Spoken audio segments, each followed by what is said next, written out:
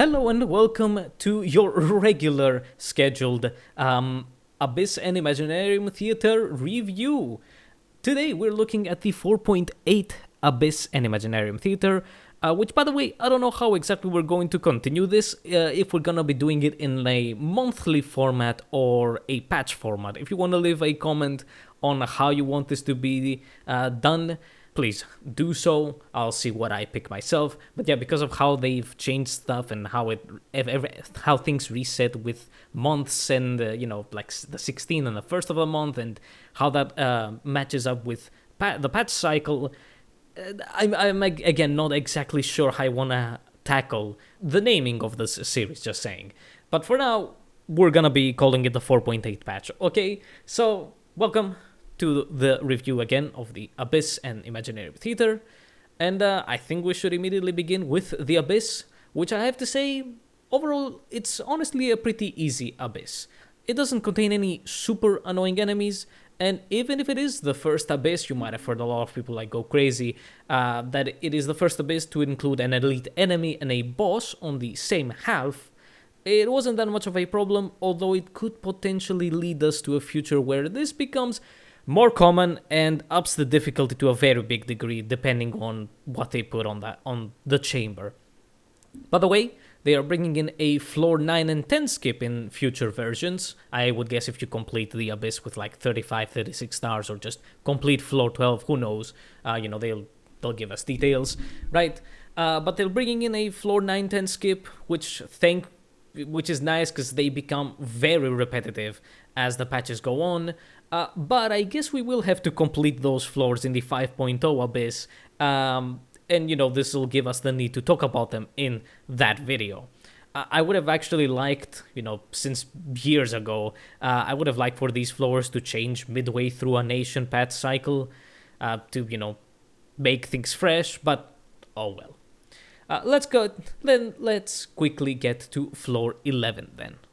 11-1 is a monolith defense and a pretty easy one. The first half is ruin machines with 2 waves of 3, super easy, and the second half is a small collection of enemies, 4 waves of 3 enemies that spawn in a clockwise direction, starting with pyro slimes, then moving to small vishaps, and then both last waves are metachurls, one with electro axes and the other with pyro axes. But they are very easy enemies. Nobody should have any problem with these. A very easy monolith defense, as said. 11-2 brings plenty of enemy variety though. Its first half starts with Nobushis, followed by Kairagis, and finishing with an Eremite Spirit spawner. They all spawn in front of you in the 3 waves I just mentioned, and they aren't a problem at all since this is floor 11 and their HP is not significant at all. While on the second half, it begins with 3 pyro agents, followed by Eremites, those that infuse their weapons, and finishes off with 2 Geo Lava Churls. The agents can be a bit annoying. They spawn close together and of course always begin with a blade spin attack. They can chain stagger you, but that's about it. The Eremites are pretty easy, and even though on previous floor 11s I have mentioned to be careful of Lava Churls because they can dish out a lot of damage, I think these guys are less aggressive than other variants, and especially they don't have that many follow-up attacks compared to, say, the Electro ones, so they aren't that scary here. By the way, you don't need Geo to break their shields or something like Claymores. You most likely will kill them before you break the shield. And 11-3 contains some small Vishaps, followed by 2 Mirror Maidens in the first half, where if you just bring a team whose main damage does not come from Hydro, you should be okay. And the second half contains big Vishaps and Ruin Drakes. 2 waves, 3 enemies each, and they spawn around the key, so they spawn around you once you start the challenge. The Vishaps can be annoying when they swim around, but should not pose any problem. Overall, it's a pretty standard floor 11. No bosses and no enemies that need very specific elemental counters. You are pretty free in your team choices, and you should easily clear this floor 11. Onwards to floor 12 then. 12-1 is the chamber with our new special elite enemy and boss half, but that is on the second half. The first one is the PMA, Perpetual Mechanical Array, a very easy boss that has been in the Abyss countless times and is pretty easy. Just note that if you have a team with long rotations, say a Xeno team, make sure to time your rotation with when the boss spawns the component enemies, so that, the rotation starts, you kill the component, and you can then move on to the PMA and kill it. Now the second half. It starts with one Hydro Phantasm, which should die instantly, and then the Hydro Tulpa spawns. That's the boss. This boss has been in the Abyss again, but if I remember correctly, it was on a later chamber, so it being on 12-1 makes it easier. It likes to move around a bit, and it does have some very annoying attacks that basically cover the entire arena. But once you fight it once, you fight it one or two or more times, but not that many, you should learn it, learn the attack patterns and everything, and it becomes much easier. Kill the small enemies it spawns so that it doesn't get resistances when it starts absorbing them, and you should be good.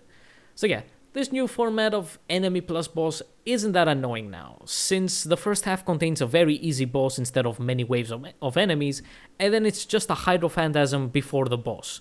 But again, this could be a glimpse into the future where it becomes absolute hell to finish such a chamber, because they put a bunch of annoying time-wasting enemies, and then one half has an enemy followed by a boss, right?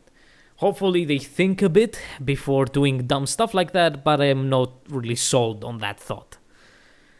And that's 12-1. It's okay right now, and who knows what the future holds. Of course, by the way, don't bring Hydro DPSs for the boss, because, you ain't gonna do damage. So, moving on, 12-2's first half is exactly the kind of half that would result in such a situation, the hellish chamber with the enemy and bosses. The first half of 12-2, it has 3 waves of 2 enemies. Ruin Graders, followed by Electro Dogs and 2 Fontaine Construction Mechas. Not a difficult half, the dogs are annoying, but if it was followed by an enemy and boss half, it would need powerful meta teams to finish easily. But thankfully, the second half just contains the Geo Mecha local legend from Fontaine, the one that is basically a mini version of the experimental array boss, the experimental field generator. I think that's what it is. Now, as always, I test a bunch of teams to see how they perform against enemies like this boss, and this one has appeared before. And honestly, since it allows you to plunge attack with any character, it is very easy to break the shield, and it doesn't have that much HP. Of course, bringing Geo characters and Claymore characters will make it easier, but for this one, they aren't super necessary, because again, everybody can plunge attack. I think, just don't do a full Catalyst and Bow team. That's all. That's the only requirement. So yeah, you can just bring some Geo characters to easily eat up the shield, or Claymore characters, since their attacks will easily, will break the shield even more. But again, because of the free plunge attack, it's a no problem. And it doesn't have a super ton of HP, but you might need 2-ish rotations of the shield generating to maybe kill it. Then lastly, 12-3's first half is a tough one. As you might guess, it's a lot of enemy waves that just waste time. It starts with 2 Nobushis, followed by 2 Mechas, followed by 3 Mechas, and finally finishing off with 2 Eremite Spirit Spawners. Hell. That's the word. Thankfully, these are basic enemies, so any team will clear them, but having so many waves is unnecessary. And either the Nobushi wave or one of the Mecha waves could have easily been cut, and things would have been perfectly fine. But no, we gotta add some more bullshit in order to, make you pull for shit. And the second half, thankfully, actually is easy enough that the first half doesn't become a problem, since it contains the Legatus boss golem. Now this guy is very similar to the local legend in the previous chamber, but there are some key differences. 1, this guy doesn't allow you to plunge attack freely, and 2, this guy actually has a lot less health than the local legend from my experience. But like it or not, Geo and Claymores are kind of needed here unless you bring Cloud Retainer / Xianyun, right, to plunge attack. And from my experience, it kind of depends on what the Geo characters you bring, since even somebody like the CEO of Geo, Zhongli, would like a second Geo character to instantly break the shield, because a Meteor plus a hold skill just barely doesn't eat up the shield, so then you bring, let's say, Chiori, or you bring Albedo, or somebody else, you just do a little bit of extra Geo to break the shield. And for Claymores, right, since they also work, One is usually enough. Diluc is nice because he has a lot of animation cancelling, so he gets a lot of hits in. I used Beidou in my Al-Haytham team, and she just spammed attacks and skills and broke the shield fairly quickly, and then Al-Haytham obliterated the boss. I tried Xiao, of course, and he destroyed it. So there are options, but depending on the characters you have pulled up until now, and of course build, you might find yourself struggling to fit in the needed characters. I haven't tested Overload, because I just haven't tested it, and I don't own Severus. Holy fuck, I forgot her name, because she's so insignificant. But I am a bit skeptic of it, because the boss is constantly affected by Geo, so you might end up just spawning crystallized shards rather than triggering a reaction. So if you have any experience of that, pop it in the comments, so anybody else that might try Overload would see it and try it themselves if they are having problems. But again, one Claymore character, maybe one that has good ways to animation cancel, or again just has a lot of ways to just throw out blunt attacks or abilities, or just some Geo will easily kill the golem. And again, it doesn't have that much HP. Like, as you're breaking the shield, you might see yourself chunking its health pretty well, and I'm like, how the fuck is this possible? And that's floor 12 on the 4.8 Abyss. I again didn't have much trouble with it, and I can see you can use many teams to beat it. I fear what future chambers like 12-1 could become, but I hold a very tiny piece of hope that they don't make hellishly annoying ones like it. And I guess let's quickly talk about the Imaginarium Theater. Yay. It sucked, because it's Hydro Cryo, where there aren't any general good supports, and there are only 3 Hydro 4 stars. I didn't even notice any of the changes that they did, by the way. Imaginarium Theater sucked this patch as much as it previously did, and as I have said previously, for Imaginarium Theater to become fun to play, it would basically need to become a completely different game mode.